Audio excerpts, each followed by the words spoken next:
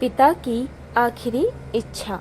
रवि बेटा, मैंने तुम्हारे पापा को मना लिया है। अब तुम सिंगर ही बनोगी। चलो अब यूरोप जाने की तैयारी कर लो। तुम्हारे लगन और जज्बे की वजह से ही तुम्हें यूरोप जाने का सुनहरा अवसर मिल रहा है।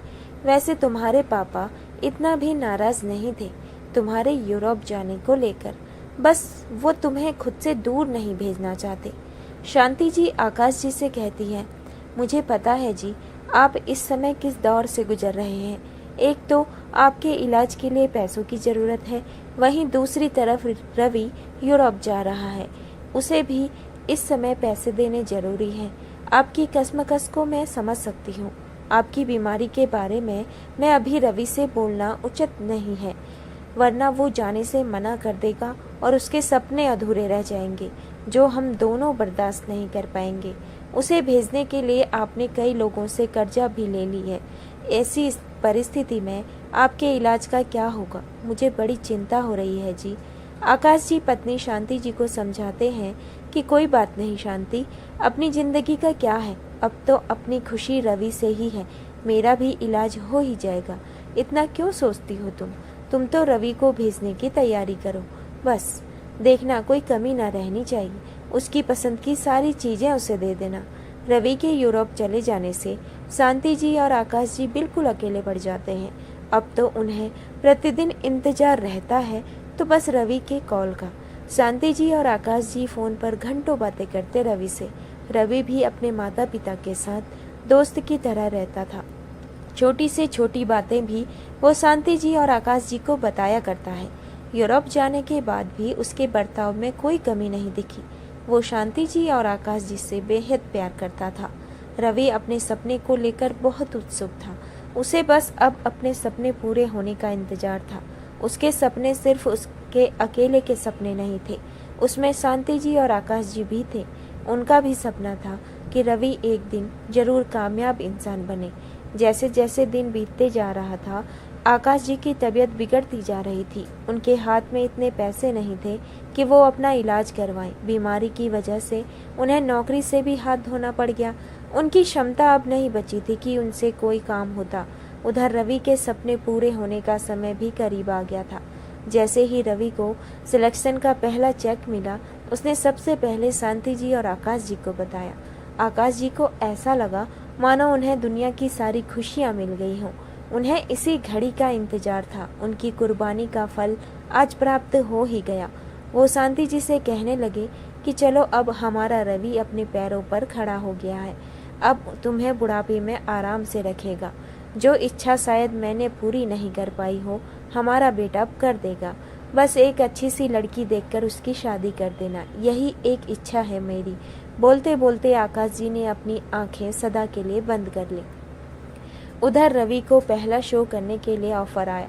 उसने सोचा ये मेरी कामयाबी की प्रथम सीढ़ी है।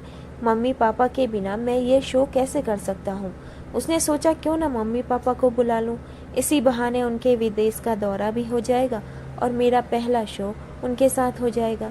तभी रवि घर फोन करता है तो रवि की बात उसकी मम्मी से होती है। वो अभी रवि से कुछ नहीं बोलना चाहती थी। वो रवि को पूरी तरह कामयाबी की सीढ़ी पर चढ़ता देखना चाहती थी। उन्हें मालूम था कि पिता की सूचना मिलते ही रवि सब कुछ छोड़कर घर आ जाएगा।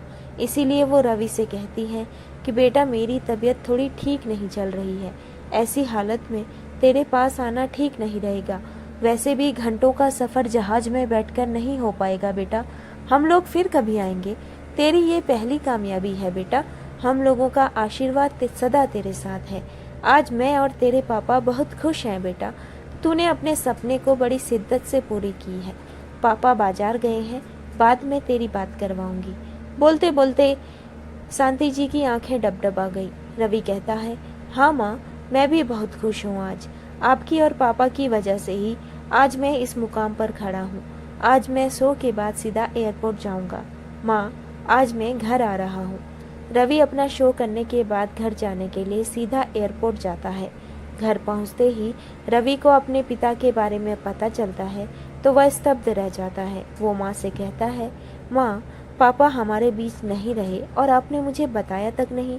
यहाँ इतना कुछ हो गया। पापा इतने दिनों से बीमार चल रहे थे, उनकी नौकरी भी चली गई थी। ऐसी हालत में उन्होंने मेरे लिए इतने पैसों का इंतजाम कहाँ से किया होगा?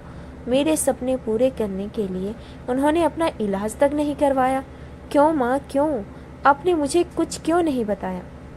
रवि जैसे अपने आप में ही ना हो। शांति जी रवि से कहती है कि बेटा, तुम्हारे पापा ने मना किया था मुझे तुझे कुछ नहीं बताने के लिए, वरना तू सब कुछ छोड़कर आ जाता। वो तुझे कामयाबी की शिखर पर देखना चाहते थे, पिता थे ना तेरे। बोलते बोलते शांति जी रवि को पकड़कर फूट फूट कर रोने लगी। माता पिता अपनी औलाद की खुशी और उसके सपनों की खातिर अपनी जिंदगी तक न्यौछावर कर देते हैं। औलाद का भी फर्ज है कि वो उनकी उम्मीदों पर खरे उतरे, बुढ़ापे में उनका सहारा बने, न कि उनको धुतकारे। माँ बाप बहुत ही अनमोल देन है भगवान की, जिसकी कीमत कोई नहीं चुका सकता। दोस्तों, ये थी कहानी एक पिता की आखिरी इच्छा। आपको कहानी कैसी लगी कमेंट करके ज़रूर से बताइएगा, और साथ ही अपनी राय हमें कमेंट में ज़रूर से बताना। मिलते हैं नई वीडियो के साथ अगली वीडियो में। धन्यवाद।